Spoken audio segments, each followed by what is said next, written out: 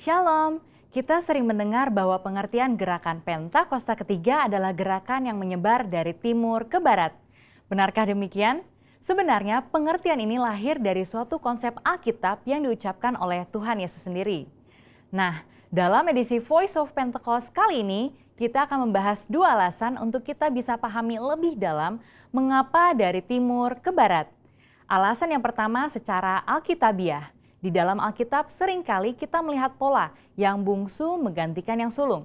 Seperti Ishak yang meskipun secara jasmani adalah adik dari Ismail, tetapi dia menggantikan posisi Ismail sebagai yang sulung dari rencana keselamatan Allah. Demikian pula dengan Esau dan Yakub. Di dalam Matius 19 ayat 30 dikatakan bahwa yang terdahulu menjadi yang terakhir, dan yang terakhir menjadi yang terdahulu. Ayat ini berbicara mengenai bangsa Yahudi sebagai yang pertama diberikan keselamatan, namun karena kekerasan hati sebagian besar dari mereka, maka keselamatan diberikan kepada bangsa-bangsa lain terlebih dahulu. Karena itulah penyebaran Injil dari perjalanan Paulus yang dituntun oleh Roh Kudus ialah mulai ke arah barat, seperti di Kisah Para Rasul 16, sesuai dengan sejarah gereja secara historik.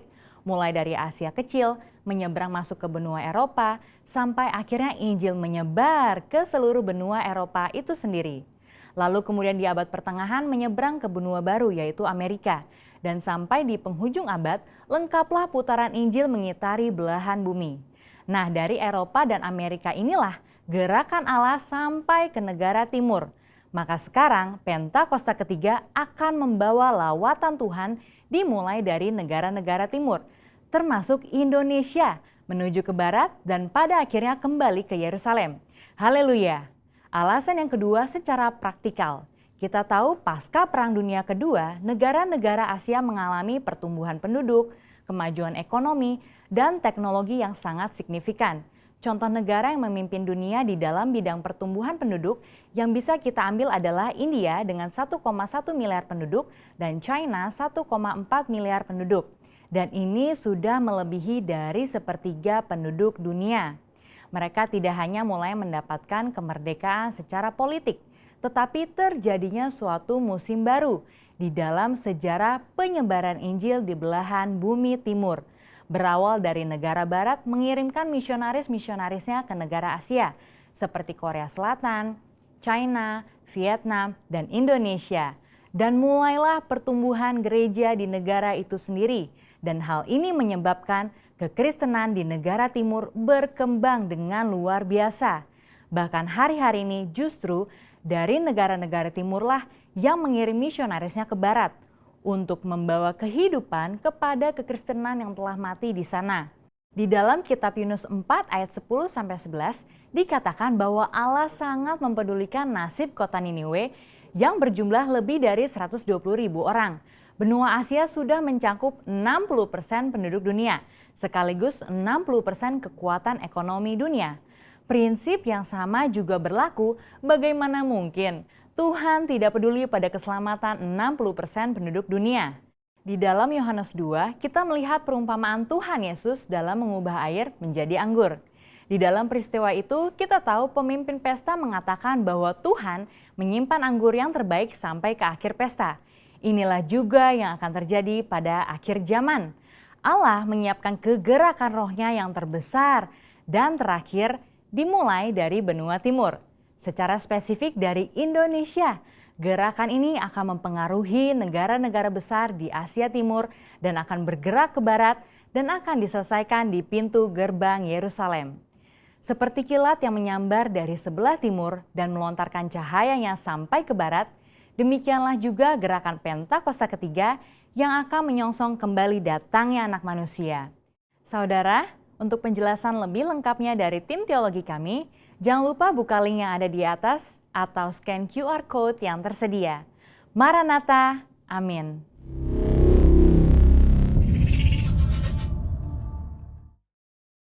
Shalom saudara terkasih dalam Tuhan.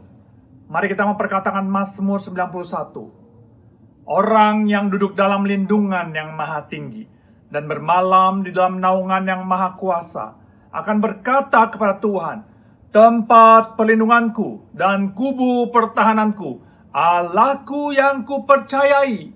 Sungguh, dialah yang akan melepaskan engkau dari jerat penangkap burung, dari penyakit sampar yang busuk. Dengan kepaknya, dia akan menudungi engkau. Di bawah sayapnya, engkau akan berlindung. Kesetiaannya ialah perisai dan pagar tembok. Engkau tak usah takut terhadap kedahsyatan malam, terhadap panah yang terbang di waktu siang, terhadap penyakit sampar yang berjalan di dalam gelap, terhadap penyakit menular yang mengamuk di waktu petang. Walau 1.000 orang rebah di sisimu dan 10.000 di sebelah kananmu, tetapi itu tidak akan menimpamu. Engkau hanya menontonnya dengan matamu sendiri dan melihat pembalasan terhadap orang-orang fasik. Sebab Tuhan ialah tempat perlindunganmu, yang maha tinggi telah kau buat tempat perteduhanmu. Malapetaka tidak akan menimpa kamu, dan tulah tidak akan mendekat kepada kemahmu. Sebab malaikat-malaikatnya akan diperintahkannya kepadamu untuk menjaga engkau di segala jalanmu. Mereka akan menatang engkau di atas tangannya, supaya kakimu jangan terantuk kepada batu. Singa dan ular tedung akan kau langkahi. Engkau akan menginjak anak singa dan ular naga. Sungguh, hatinya melekat kepadaku, maka aku akan meluputkannya. Aku akan membentenginya, sebab ia mengenal namaku. Bila ia berseru kepadaku, aku akan menjawab. Aku akan menyertai dia dalam kesesakan. Aku akan meluputkannya dan memuliakannya. Dengan panjang umur akan kukenyangkan dia, dan akan kuperlihatkan kepadanya keselamatan daripadaku. Haleluya, puji Tuhan Yesus. Amin. Shalom. Puji Tuhan. Mari kita bersuka cita pagi hari ini, saudara. Firman-Nya katakan, Mazmur 150 ayat 6. Biarlah segala yang bernafas memuji Tuhan. Haleluya. Kasih Allah, kasih Allah tak berkesudahan, selalu baru setiap pagi.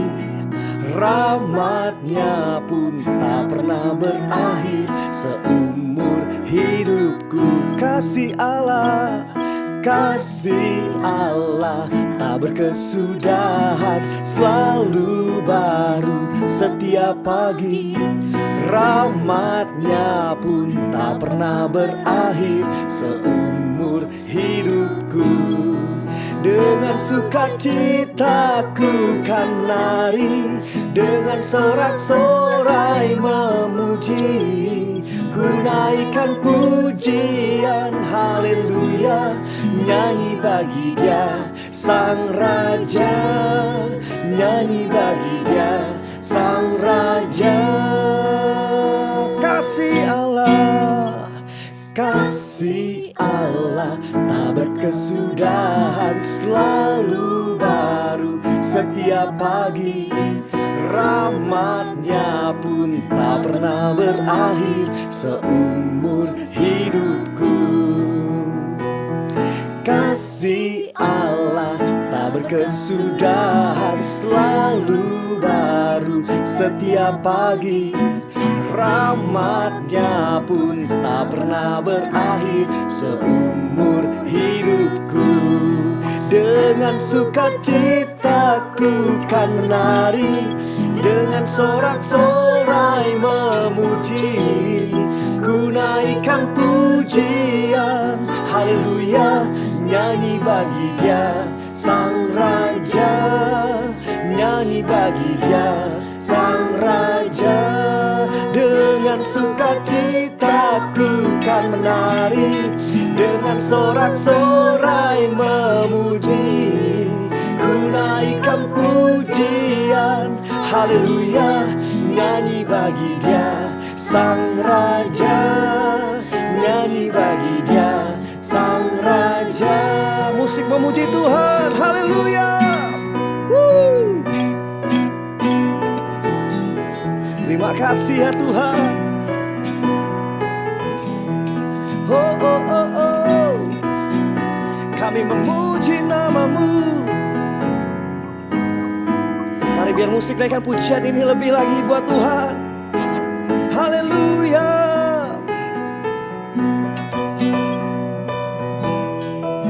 Kau baik Tuhan Yesus, Mari setiap kita menari di hadapan Tuhan Yesus, saudara. Haleluya.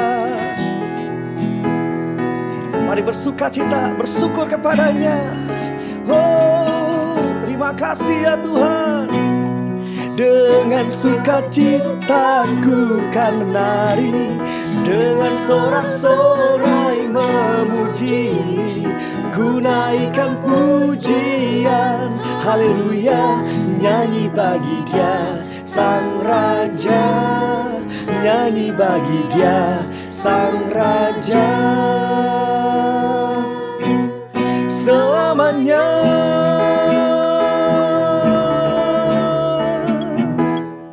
Haleluya. Berikan sorak-sorai buat Tuhan Yesus, saudara. Haleluya. Terima kasih ya Tuhan. Terima kasih.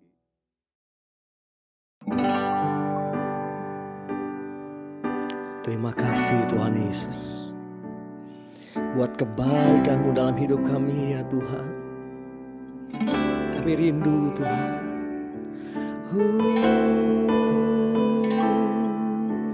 Bawaku ke gunung kudus-Mu, di tempat kediaman-Mu. Biar kemuliaan melingkupi hidupku, dan jiwaku kan dipuaskan. Hanya dekat-Mu, itu yang ku perlu. Kau sumber penghiburanku,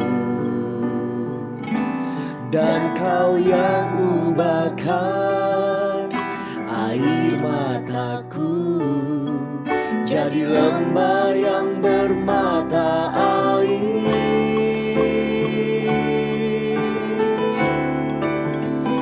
Sebab itu ku memuji-Mu, Engkau Allahku.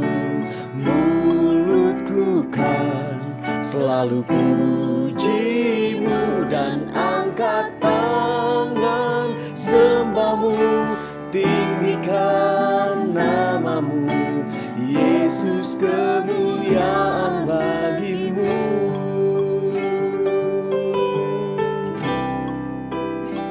Terima kasih Tuhan Yesus.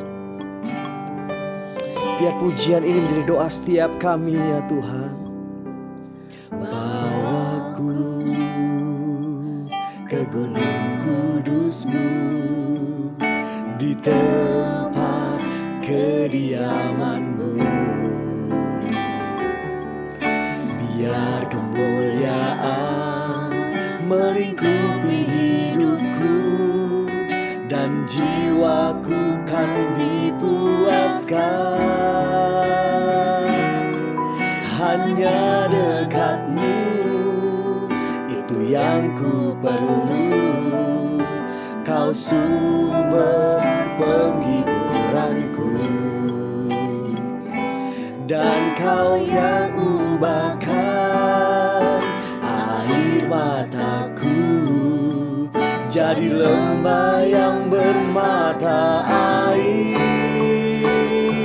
Sebab itu ku memuji-Mu, Engkau Allahku.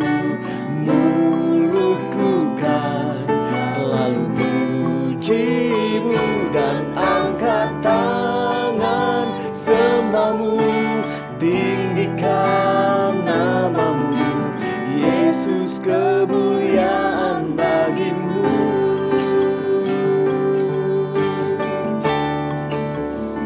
Sebab itu ku memuji-Mu, Engkau Allahku. Mulutku kan selalu puji-Mu, dan angkat tangan sembah-Mu, tinggikan nama-Mu. Yesus, kemuliaan bagi-Mu.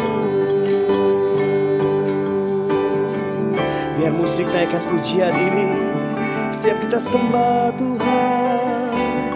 Oh,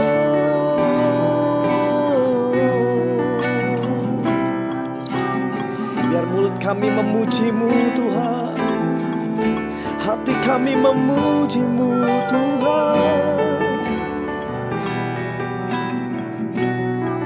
Terima kasih ya Tuhan. Ini kerinduan kami ya Tuhan. Oh, sebab itu ku memuji-Mu, Engkau Allahku. Mulutku kan selalu puji-Mu dan angkat tangan sembah-Mu, tinggikan nama-Mu, Yesus, kemuliaan bagi-Mu. Yesus, kemuliaan bagi-Mu.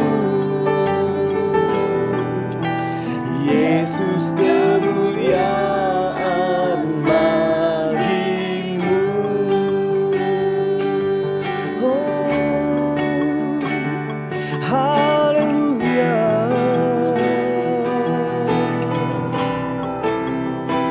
Haleluya.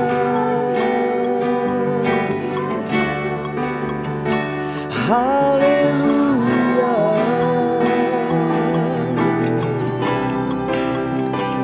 Haleluya. Oh, ku sembah, kami memuji-Mu, kami sembah Engkau Tuhan, kami sembah nama-Mu, nama di atas segala nama, hanya Yesus nama-Mu yang disembah. Kami percaya janji firman-Mu Tuhan. Kami punya Tuhan yang besar dalam hidup kami, dan keselamatan tidak di dalam siapapun juga selain di dalam Engkau ya Tuhan. Kami perkatakan pujian ini ya Tuhan. Aku punya Tuhan yang besar, yang telah berjanji dan sanggup menggenapi. Imanku bersepakat, percaya kuasa-Nya. Ku terima sekarang kemenangan dari-Mu. Mari lebih lagi saudara buat Tuhan Yesus. Aku punya Tuhan yang besar, yang telah berjanji dan sanggup menggenapi. Imanku bersepakat, percaya kuasa-Nya. Ku terima sekarang kemenangan dari-Mu. Ku terima sekarang kemenangan dari-Mu. Ku terima sekarang kemenangan dari-Mu. Oh, dari-Mu. Oh, panggil namanya Yesus. Berikan sorak-sorai, berikan pujian kepada Tuhan Yesus. Haleluya. Terima kasih Tuhan. Kami siap mendengarkan isi hati-Mu Tuhan. Urapi setiap kami di dalam nama Yesus. Haleluya. Sama-sama yang percaya kita katakan amin. Shalom Bapak Ibu Saudara yang dikasihi Tuhan. Selamat pagi, selamat beribadah. Dan biarlah setiap kita pagi ini menyiapkan diri kita untuk mendengarkan kebenaran firman Tuhan. Bapak Ibu Saudara yang dikasihi Tuhan, hari-hari ini kita tahu ada begitu banyak goncangan yang sedang terjadi di muka bumi ini, dan dampaknya bukan hanya buat orang di dunia, tapi juga bagi anak-anak Tuhan. Tapi hari ini saya mau ajak Bapak Ibu Saudara bagaimana supaya kita bisa hidup dalam berkat Tuhan. Nah, Bapak Ibu Saudara, mari buka Alkitab Bapak Ibu Saudara, kita akan baca beberapa ayat ya. Saya akan bacakan dari Amsal 10 ayat yang ke-22. Berkat Tuhanlah yang menjadikan kaya, susah payah tidak akan menambahinya. Nah, Bapak Ibu Saudara yang dikasihi Tuhan, mari perhatikan di sini. Tuhan dengan jelas berkata bahwa berkat Tuhanlah yang menjadikan kaya, susah payah tidak menambahinya. Saudara, ternyata kerja keras saja itu tidak cukup, Bapak Ibu Saudara, ya. Kita coba berusaha dengan sekuat tenaga supaya keadaan kita semakin baik, usaha kita semakin berkembang, karir kita semakin naik. Tapi firman Tuhan dengan jelas berkata bahwa berkat Tuhanlah yang menjadikan kaya. Artinya berkat Tuhanlah yang membuat setiap usaha kita, pekerjaan yang kita bangun itu menjadi berkembang dan ada berkat Tuhan di sana. Nah, Bapak Ibu Saudara yang dikasihi Tuhan, ada satu ayat lagi saya akan ajak Bapak Ibu Saudara baca, 1 Korintus 3 ayat yang ke-7. Karena itu yang penting bukanlah yang menanam atau yang menyiram, melainkan Allah yang memberi pertumbuhan. Firman Tuhan dengan jelas berkata bukan soal yang menanam atau menyiram, tapi Allah. Jadi kata kuncinya ada di dalam Dia sendiri, Bapak Ibu Saudara, ya. Sekalipun kita bekerja keras, kita lakukan banyak hal, tapi kalau tidak melibatkan Tuhan, saya mau bilang begini, semua yang kita kerjakan itu hanya berhenti di situ saja, Saudara. Bahkan bisa mengalami kegagalan, kita bisa kecewa dengan apa yang kita kerjakan. Tapi hari ini ada 3 prinsip yang kita mau belajar sama-sama, bagaimana supaya kita hidup dalam berkat Tuhan. Nah, Bapak Ibu Saudara, yang pertama, firman Tuhan mengajarkan setiap kita bahwa benih itu adalah miliknya Tuhan. Ya, benih itu miliknya Tuhan, bukan miliknya kita. Jadi setiap benih yang kita terima, yaitu berkat Tuhan yang ada di tangan kita, itu adalah benih, Saudara. Dan benih itu adalah miliknya Tuhan. Benih itu harus ditanam, Saudara, ya. Setiap kita harus ngerti betul bahwa setiap pohon ketika dia bertumbuh dan menghasilkan buah, itu dibutuhkan benih, dan benih itu sebenarnya berasal dari Tuhan. Jadi waktu kita bekerja, waktu kita berusaha, kita harus menyadarkan diri kita bahwa semua ini bukan milik kita. Bahwa semua keberhasilan apapun yang hendak kita capai sebenarnya goalnya untuk memuliakan Tuhan. Karena benih itu miliknya Tuhan. Yang setuju boleh katakan amin, Saudara. Ya, supaya motivasi kita itu murni di hadapan Tuhan. Saudara, banyak orang bekerja berusaha karena dia pikir begini, kalau dia punya uang, dia punya power, dia punya pengaruh, ya, dia bisa beli segala-galanya. Sehingga dia salah memandang setiap berkat kepercayaan yang Tuhan berikan bahwa itu miliknya dia, bukan miliknya Tuhan. Tapi hari ini mari persepsi kita rubah, Saudara. Karir kita, usaha kita, apapun yang kita punya, yang hendak kita kembangkan, itu sebenarnya miliknya Tuhan. Kalau kita mengerti akan hal ini, maka kita akan bekerja sungguh-sungguh, kita akan lakukan yang terbaik, dan kita percaya waktu kita menanam, waktu kita menyiram, kita bekerja, kita merawat setiap pekerjaan kita, usaha kita, maka di situ ada berkat Tuhan, Saudara. Jangan pernah lupakan bahwa apa yang kita punya, itu Tuhan yang punya. Dan libatkanlah Tuhan di dalam setiap pekerjaan atau usaha kita. Yang setuju dan mengerti katakan amin. Nah, Bapak Saudara, kalau kita baca di Alkitab, bagaimana ketika Yesus berhadapan dengan 5.000 orang yang saat itu mengikuti dia, dan dia melihat begitu banyak orang yang saat itu sedang dalam keadaan lapar. Tuhan berkata kepada murid-murid, mereka harus kasih makan.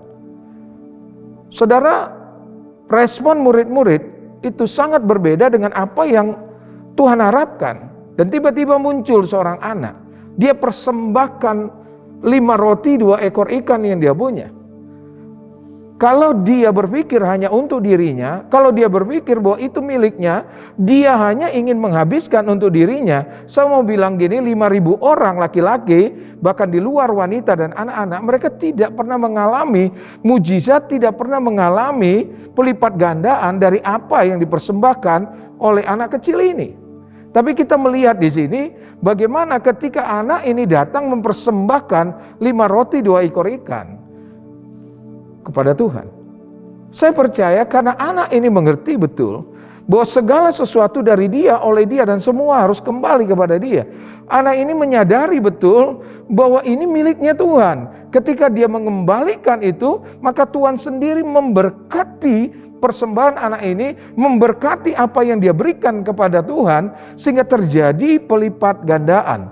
Dan kita tahu betul bagaimana 5.000 orang mereka makan sampai kenyang. Saudara, kalau Tuhan berkati, dia tidak hanya sekedar memberkati. Dia pasti memberkati kita di dalam segala kelimpahan. Yang setuju katakan amin. Saudara lihat, sekalipun ada masa-masa sulit hari-hari ini, seperti yang terjadi di Yohanes 6 ketika orang-orang sedang mengalami kelaparan. Tapi saya mau bilang begini, kuasa Tuhan tidak pernah bisa dibatasi oleh apapun.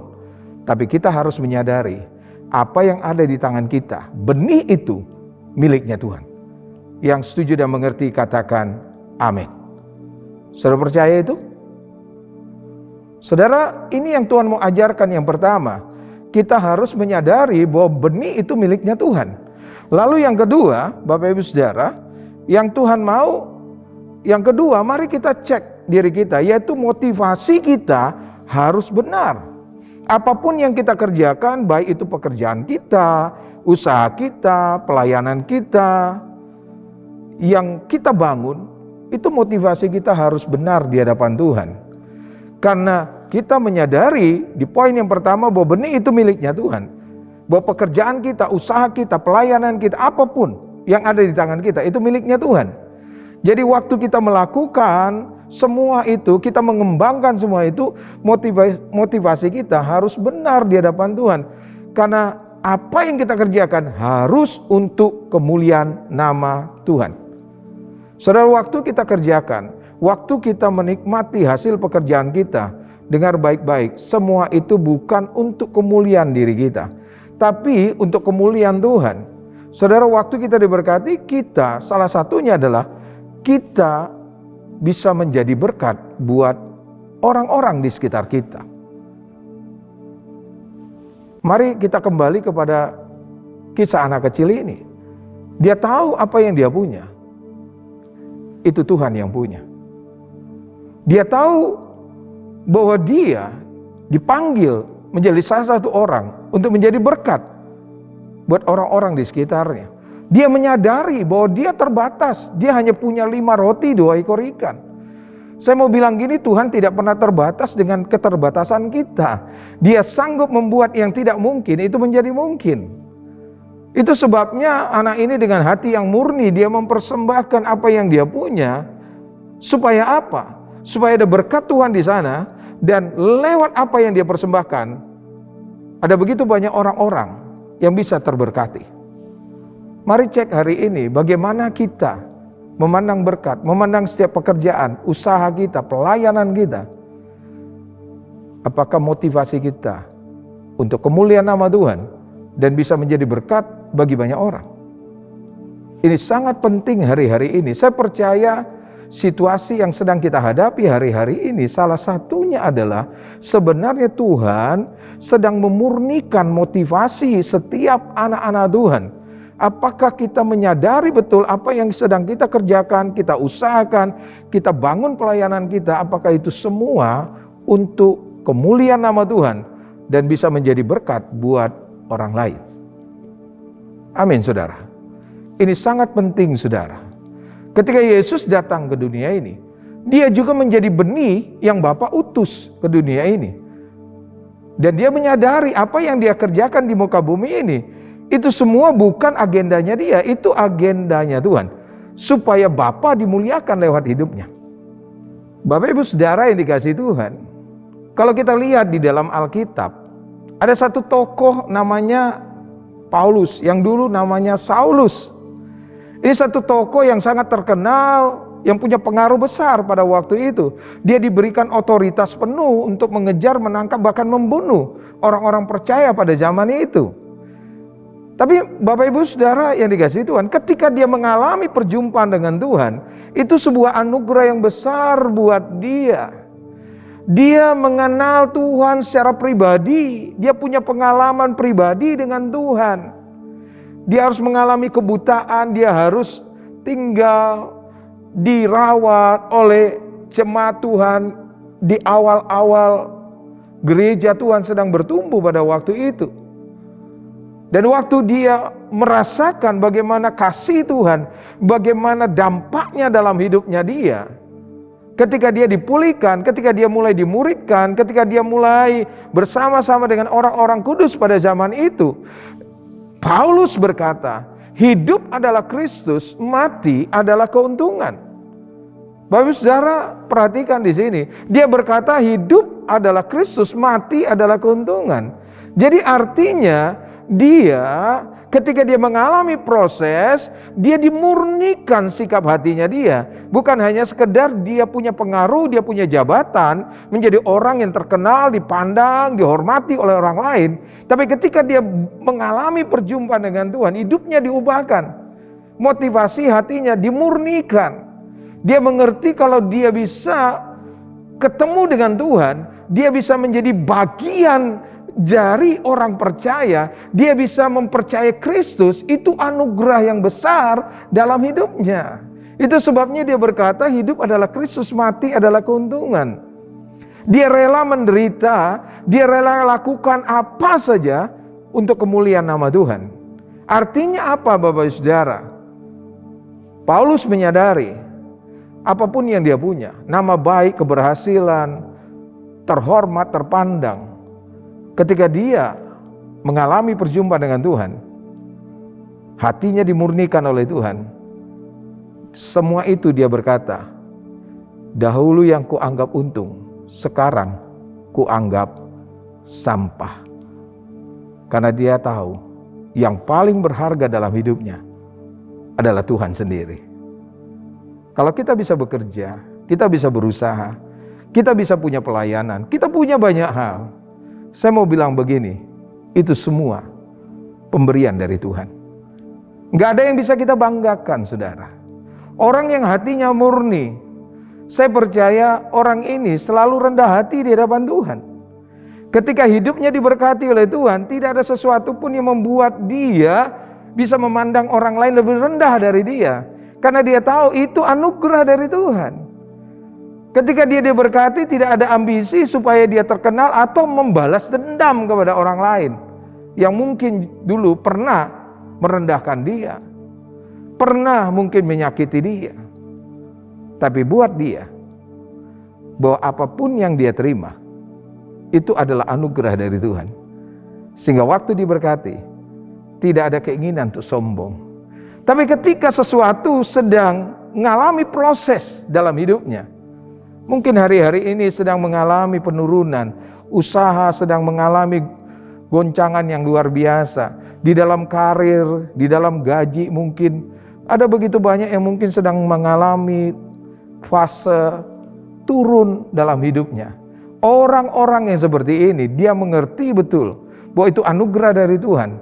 Dia tidak akan pernah khawatir, dia tidak akan marah sama Tuhan, karena dia percaya di dalam setiap proses yang dia hadapi, ada Tuhan di sana. Karena Tuhan terus memurnikan hatinya, Tuhan sedang membentuk hatinya, Tuhan sedang membentuk imannya dia. Dengar Bapak Ibu Saudara yang dikasihi Tuhan, setiap berkat apapun yang kita punya, itu benih. Saya mau bilang hari ini kepada Bapak Ibu Saudara, setiap pohon yang bisa menghasilkan buah yang banyak, itu dimulai dari satu benih. Dan benih itu tidak pernah nampak, saudara. Kalau buah itu nampak, bisa dimakan, dinikmati, tapi benih itu tidak pernah nampak. Baru keluar sebentar lalu dia harus dibuang, ditanam. Tapi saya mau bilang gini, ketika benih itu ditanam, satu waktu dia akan mengalami proses pertumbuhan. Dia mengalami dipecahkan, lalu dia mulai tumbuh. Nah, waktu dia tumbuh, itu butuh kesabaran. Tunggu sampai proses itu jadi, lalu jadi pohon dan bertumbuh, sampai waktunya pohon itu menghasilkan buah. Dengar saudara, ini yang Tuhan mau hari-hari ini. Ketika seolah-olah bisnis kita sedang turun, seolah-olah karir kita sedang mandek bahkan turun, pendapatan kita sedang turun, mari lihat dari sudut pandangnya Tuhan, bahwa semua itu adalah benih. Dan kalau Tuhan izinkan itu jatuh ke tanah, bahkan mati, Alkitab berkata, benih itu pasti satu waktu akan menghasilkan buah, dan buahnya itu pasti manis. Yang setuju dan mengerti katakan amin. Amin saudara. Orang yang punya hati yang murni, motivasi yang murni, saya percaya saudara, dia bukan hanya percaya bahwa Tuhan satu waktu pasti menolong dia. Bukan hanya dia percaya bahwa ini adalah sebuah proses yang Tuhan sedang izinkan dalam hidupnya. Tapi orang yang hatinya murni, saya percaya fokusnya dia bukan kepada benih yang Tuhan beri dalam hidupnya. Pekerjaan, usaha, atau pelayanan itu menjadi sesuatu dalam hidupnya. Tapi saya percaya semua yang sedang dia alami itu tidak mengganggu hubungannya dengan Tuhan. Saya percaya orang-orang yang seperti ini, dia akan semakin dekat dengan Tuhan. Dia akan semakin dalam dengan Tuhan. Dia akan lebih banyak memuji menyembah Tuhan. Dari mulutnya pasti keluar ucapan syukur. Ada banyak hal yang kita nggak mengerti saudara. Seolah-olah di depan mungkin dalam keadaan yang kelihatannya buruk saudara. Tapi saya mau bilang begini, kita harus melihat dari sudut pandangnya Tuhan. Apa yang buruk menurut dunia, Tuhan bisa membuat untuk mendatangkan kebaikan bagi setiap kita, orang yang percaya kepada Dia. Saya melihat bagaimana ada orang-orang yang sedang mengalami proses yang tadinya usaha ini, karirnya cuman ini. Tiba-tiba Tuhan kasih ide-ide yang baru. Tuhan kasih sesuatu yang baru sehingga usahanya ini bisa berubah, mengalami transformasi menjadi sesuatu yang jauh lebih baik. Kemampuan untuk dia berbisnis, kemampuan dia untuk berkarir itu jauh lebih baik dibanding di masa-masa yang lalu. Kenapa? Karena di tengah-tengah situasi yang sulit, dia bergumul dengan Tuhan, dan tiba-tiba Tuhan kasih ide-ide yang kreatif dalam hidupnya, sehingga yang dahulu dia tidak perhatikan, yang dahulu dia tidak pernah lakukan, tapi sekarang dia lakukan. Kenapa? Karena dunia ini akan terus berubah, dan anak-anak Tuhan juga harus bisa mengikuti perubahan yang ada. Kata kuncinya, bahwa setiap kita harus tetap punya hati yang murni. Ketika kita punya hati yang murni, kita akan terus bergumul kepada Tuhan. Kita akan terus bangun hubungan kita dengan Tuhan. Maka di situ akan muncul ide-ide yang baru. Percaya saudara. Saya percaya saudara sebagai pengusaha, sebagai karyawan. Hari-hari ini kalau saudara sungguh-sungguh punya hati yang murni, motivasi yang benar di hadapan Tuhan, saudara bergumul sungguh-sungguh sama Tuhan. Percayalah, Tuhan akan tuntun saudara. Tuhan akan buat saudara bisa melewati semua ini. Tapi ketika saudara melewati semua ini, ada sesuatu yang baru yang saudara nggak sadari. Itu muncul dalam hidup saudara. Ketika waktunya nanti saudara masuk dalam panen yang besar, saudara sudah menggunakan cara-cara yang jauh lebih baik untuk membangun karir maupun usaha atau pelayanan. Saudara sadar atau tidak sadar hari-hari ini, yang dulunya kita mungkin tidak terlalu memperhatikan yang namanya online, media sosial. Tapi saudara perhatikan, mau gak mau, saudara harus mulai belajar dan mau bertumbuh di dalamnya. Betul gak saudara? Ketika saudara mau ikuti perubahan itu, ternyata itu jauh lebih efektif, jauh lebih baik menolong kita. Memang ini belum terjadi perubahan apa-apa, tapi saudara sudah dikembangkan oleh Tuhan. Cara berpikir saudara, wawasan saudara, skill saudara itu sedang dikembangkan oleh Tuhan dengan apa yang sedang terjadi hari-hari ini. Saya berdoa pagi ini setiap Bapak Ibu Saudara, jangan cepat-cepat berespon negatif terhadap apapun yang sedang terjadi hari-hari ini. Tetap punya hati atau motivasi yang benar di hadapan Tuhan. Percayalah, di balik semua yang sedang kita hadapi, ada sesuatu yang baru yang sedang Tuhan kerjakan dalam hidup saudara dan saya. Yang mau dan mengerti, katakan amin, saudara. Nah, Bapak Saudara yang dikasihi Tuhan, poin yang ketiga yang kita perlu belajar sama-sama adalah kita harus percaya segala sesuatu indah pada waktunya. Yang mengerti boleh katakan amin. Saudara, orang kalau mengerti bahwa segala sesuatu itu indah pada waktunya, orang-orang seperti ini dia akan tetap punya semangat yang tinggi ya di dalam pekerjaannya, dalam usahanya, sekalipun hari-hari ini kelihatannya sedang mengalami penurunan, karena dia tahu segala sesuatu indah pada waktunya. Itu tidak akan menurunkan semangatnya dia untuk bekerja, untuk berusaha, untuk melayani, karena segala sesuatu indah pada waktunya. Saudara, dengar baik-baik. Ketika ulat dia berubah menjadi kupu-kupu yang indah, dia harus mengalami proses menjadi kepompong. Ulat kerjaannya makan daun dan merusak tanaman.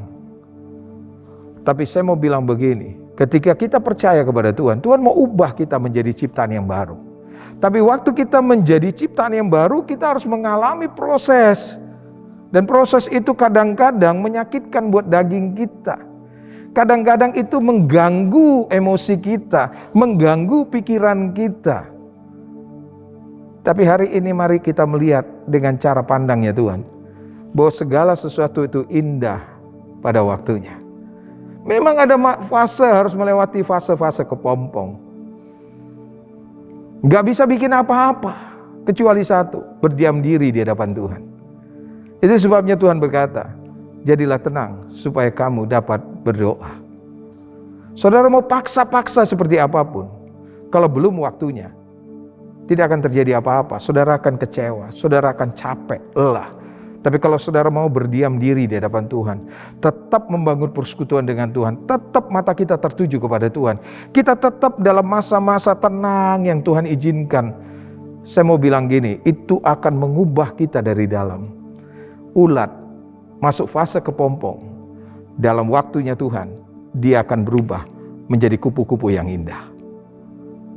Ada amin? Nah, di dalam fase-fase itu, saudara, dengar baik-baik. Jangan pernah berusaha untuk menolong Tuhan. Jangan berusaha untuk menolong Tuhan. Mungkin hari-hari ini saudara sedang mengalami kesulitan keuangan. Saudara, saya dengar ada begitu banyak orang-orang yang terlilit utang dengan pinjaman online dan segala macam. Karena dia pikir seolah-olah Tuhan tidak dengar doanya dia. Dia perlu tolong Tuhan. Apa yang terjadi? Mereka mengalami sesuatu yang gak enak dalam hidupnya. Bahkan baru-baru ini kita lihat di berita, saudara, ada seorang ibu di satu daerah, dia harus gantung diri gara-gara itu, saudara. Sesuatu yang sangat harusnya itu tidak terjadi, saudara. Sangat menyedihkan, saudara. Tapi saya berdoa buat saudara dan saya sebagai anak-anak Tuhan, saudara harus ingatkan diri saudara bahwa segala sesuatu itu indah pada waktunya. Jangan pernah berusaha untuk menolong Tuhan dalam hidup saudara. Lebih baik saudara tinggal tenang di hadapan Tuhan. Lakukan apa yang saudara bisa lakukan yang terbaik. Dan banyak masuk hadirat Tuhan. Suatu ketika, otot-otot rohani saudara akan dibentuk oleh Tuhan. Saudara kalau perhatikan, kepompong saudara. Ketika proses kupu-kupu sudah mulai jadi di dalam cangkangnya, saudara lihat bagaimana kupu-kupu itu mulai bergerak keluar.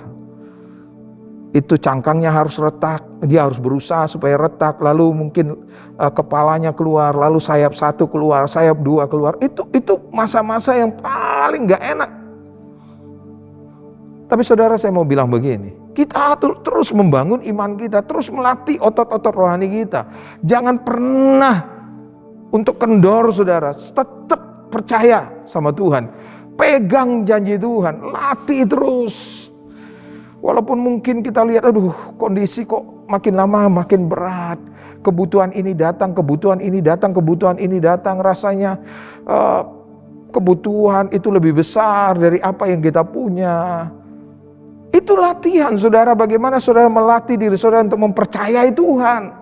Saudara harus pegang kuat firman Tuhan. Itu kepompong kupu yang ada di dalam cangkangnya, dia harus berusaha melatih supaya kepalanya bisa keluar, lalu sayapnya keluar, lalu ini keluar. Saudara, mungkin kita kalau lihat proses itu kasihan banget, saudara. Mungkin kita pengen tolong dia cepat-cepat pecahkan cangkangnya supaya dia bisa terbang. Saya mau bilang begini, saudara. Itu harus dilewati oleh si kupu-kupu ini, saudara. Jangan pernah tolong dia mempercepat waktu. Saya mau bilang gini, ketika dia ditolong, dipecahkan belum waktunya dia terbang, dia bisa terbang, saudara. Tapi di dalam waktu tertentu, tiba-tiba kupu-kupu ini bisa jatuh dan mati. Saudara nangkep ini, saudara? Izinkan proses itu menurut waktunya Tuhan. Supaya kepak sayap saudara, otot-otot rohani saudara, itu semakin kuat dan semakin kuat dan semakin kuat. Ketika tiba waktunya saudara keluar dari proses ini, saudara akan terbang tinggi. Seperti kupu-kupu yang indah. Dan ketika dia terbang, saudara perhatikan, kupu-kupu itu hinggap di bunga. Dia menikmati sesuatu yang indah, tapi dia dipakai oleh Tuhan untuk melakukan penyerbukan supaya terjadi pembuahan. Terjadi pembuahan. Dengar, segala sesuatu itu indah pada waktunya. Supaya kita dibentuk oleh Tuhan. Dan nanti ketika kita bisa melewati proses ini, sikap hati kita mulai berubah. Cara pandang kita terhadap berkat sudah berubah.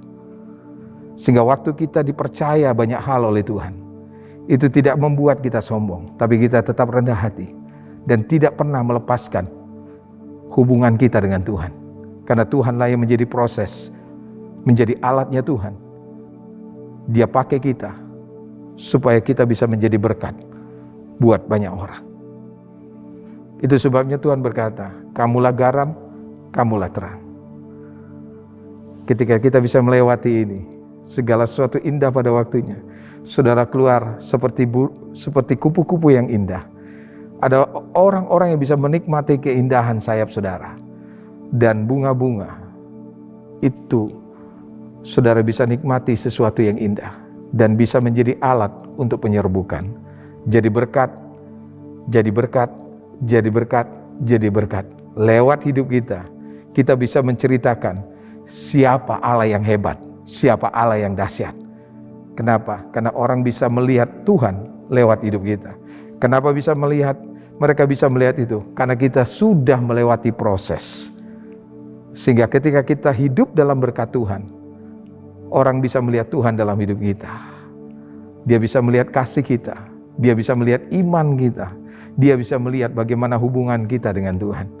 Saya berdoa hari-hari ini, so Bapak Ibu Saudara yang dikasihi Tuhan, jemaat Tuhan, saudara yang ada di rumah hari ini, mengalami yang namanya hidup dalam berkat.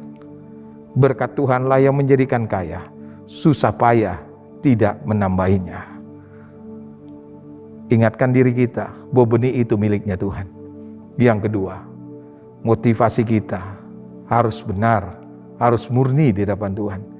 Yang ketiga, percayalah bahwa segala sesuatu indah pada waktunya. Biar pagi ini saudara tersenyum kepada Tuhan dan berkata, Tuhan terima kasih. Aku percaya aku tetap hidup dalam berkat Tuhan. Proses apapun itu tidak akan membatalkan rencana Tuhan dan berkat Tuhan ada dalam hidupku, dalam pekerjaan, dalam usaha, pelayanan, bahkan seisi keluargaku. Biarlah pagi hari ini saudara boleh menangkap pesan Tuhan ini dan renungkan kembali. Praktekkan itu dalam hidup kita supaya apa yang Tuhan janjikan saudara dan saya alami hari-hari ini. Puji Tuhan, Biar apa yang kita dengar hari ini, itu boleh menjadi berkat buat Bapak Ibu Saudara. Saya mau ajak Bapak Ibu Saudara untuk tundukkan kepala, kita mau berdoa. Mari kita berdoa. Kami bersyukur kepadamu buat firman-Mu Tuhan. Karena kami percaya bahwa firman-Mu itu adalah Engkau sendiri. Dan hari ini Kau berbicara kepada kami pribadi lepas pribadi. Supaya setiap kami hidup dalam berkat-Mu. Dan hidup dalam berkat Tuhan itu menyadarkan kami bahwa benih itu, setiap pekerjaan, usaha, pelayanan, apapun yang kami punya, itu milik-Mu Tuhan. Supaya dalam proses ini, motivasi kami murni, benar di hadapan-Mu. Dan kami menjadi orang yang mengerti bahwa segala sesuatu itu indah pada waktunya. Terima kasih Bapa. Hamba berdoa berkati anak-anak-Mu di dalam setiap pergumulan mereka. Engkau hadir dalam hidup mereka. Engkau menjadi jawaban dalam hidup mereka. Biar mereka yang sedang dalam proses, di dalam pekerjaan, usaha, pelayanan, apapun Tuhan. Engkau ada di sana. Menguatkan setiap anak-anak-Mu. Dan setiap kami boleh mengalami hidup dalam berkat Tuhan. Kalau ada yang sakit, Tuhan sembuhkan mereka. Biar hari ini nyatalah kuasa-Mu Tuhan. Terima kasih Bapa. Terima kasih. Di dalam nama Tuhan Yesus kami sudah berdoa dan mengucap syukur. Semua kita yang diberkati Tuhan sama-sama kita katakan amin. Selamat pagi, Tuhan Yesus memberkati.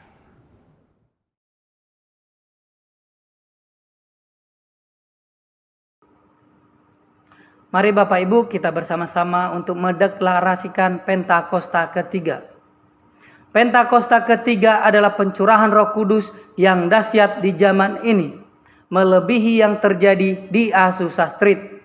Pentakosta ketiga akan mengakibatkan penuaian jiwa yang terbesar dan yang terakhir sebelum Tuhan Yesus datang kembali. Pentakosta ketiga akan membangkitkan generasi Yeremia, yaitu anak-anak muda yang dipenuhi Roh Kudus, cinta mati-matian kepada Tuhan Yesus, tidak kompromi terhadap dosa, dan akan bergerak untuk memenangkan jiwa. Pentakosta ketiga lahir di Indonesia dan bergerak ke bangsa-bangsa. Gerakan ini dari timur ke barat dan akan kembali ke Yerusalem. Pentakosta ketiga akan memberikan kuasa untuk menyelesaikan amanat agung, dan setelah itu Tuhan Yesus datang kembali. Mari Bapak Ibu kita satukan hati kita untuk berdoa. Kami mengucap syukur ya Tuhan buat hari ini di mana kami boleh datang beribadah. Kami sampai hari ini boleh sehat semua karena kebaikan Tuhan. Dan hari ini kami boleh menerima kebenaran firman Tuhan. Terima kasih buat firman yang sudah kami boleh dengar. Biarlah firman-Mu terus boleh bertumbuh di dalam kehidupan kami. Dan kami semua boleh menjadi pelaku akan firman Tuhan. Terlebih yang Kau berkati hamba-Mu yang sudah boleh berbagi firman Tuhan hari ini. Tuhan berkati kehidupannya, keluarga besarnya, bahkan pelayanannya Tuhan. Pakai lebih dahsyat lagi ya Tuhan di era Pentakosta ketiga ini. Sehingga banyak jiwa dimenangkan untuk hormat kemuliaan bagi nama Tuhan. Terima kasih. Kami juga berdoa Tuhan buat bangsa dan negara kami Indonesia. Kami tahu Tuhan Indonesia terus ada di hati-Mu. Kau mengasihi bangsa kami ya Tuhan.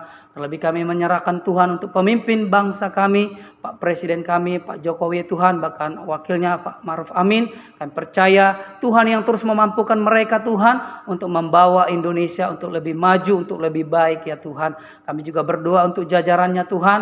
Di pemerintahan ini. DPR, menteri-menteri yang ada, kami percaya Tuhan yang terus memberikan mereka roh takut akan Tuhan di setiap tanggung jawab mereka, gubernur, setiap wali kota Tuhan kami percaya Engkau yang terus memampukan mereka, roh takut akan Tuhan selalu menyertai mereka. Bahkan kami juga menyerahkan Tuhan untuk keamanan daripada bangsa kami, TNI, Polri yang terus berjaga-jaga untuk keamanan bangsa Indonesia. Bila Tuhan Engkau memakai mereka, berikan mereka kesehatan, kekuatan Tuhan. Bahkan kami juga berdoa buat mereka yang ada di perbatasan-perbatasan yang terus berjaga-jaga buat bangsa dan kota kami ini Tuhan. Kami percaya Indonesia penuh dengan kemuliaan Tuhan. Kami juga berdoa Tuhan buat RT RW yang terus Tuhan percayakan di bagian masyarakat, yang melayani masyarakat Tuhan, kami percaya biarlah juga mereka boleh bekerja dengan takut akan Tuhan.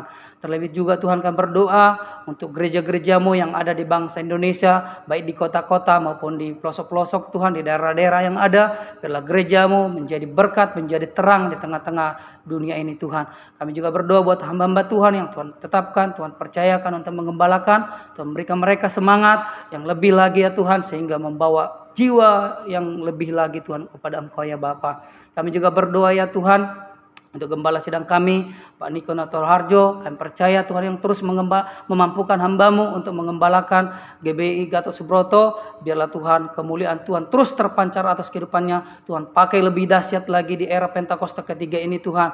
Karena kami percaya mujizat kesembuhan terus boleh dinyatakan di muka bumi ini Tuhan. Terus Engkau berkati istrinya, anak-anak, cucu, menantu Tuhan, sehingga mereka terus di dalam penyertaan Tuhan. Kami juga berdoa buat keempat wakilnya, terus Engkau berikan mereka kesatuan hati untuk membawa GBI Gatot Subroto untuk lebih lagi ya Tuhan. Kami juga berdoa Tuhan buat Gembala Rayon kami 1E ya Tuhan, buat Pak Beni Gunawan, terus Engkau memampukan hamba-Mu di dalam pelayanan Tuhan percayakan, terlebih buat generasi anak muda, Tuhan pakai lebih dahsyat lagi Tuhan. Kami percaya Tuhan Engkau berkati keluarga besarnya, pelayanannya Tuhan, anak-anak, sehingga mereka terus dipermuliakan di dalam kebenaran firman Tuhan. Kami juga berdoa ya Tuhan buat hamba-Mu Pak Ferry sebagai gembala di Mall Taman Anggrek dan Season City.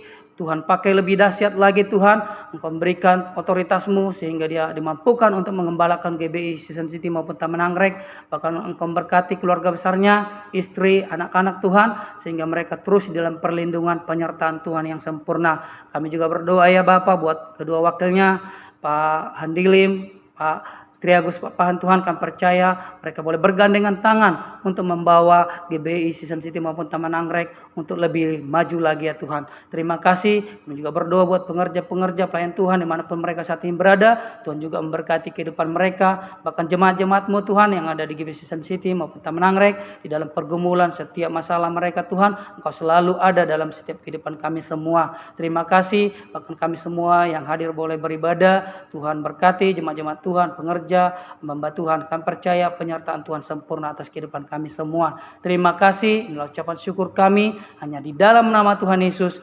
Haleluya. Amin.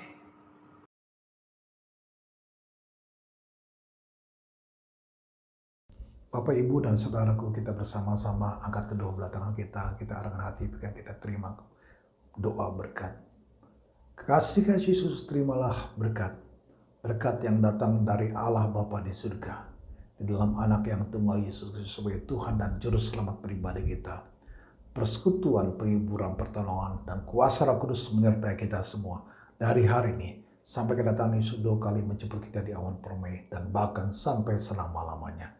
Yang percaya dan berkati Tuhan bersama-sama kita akan katakan amin. Selamat berhari Minggu. Tuhan Yesus memberkati.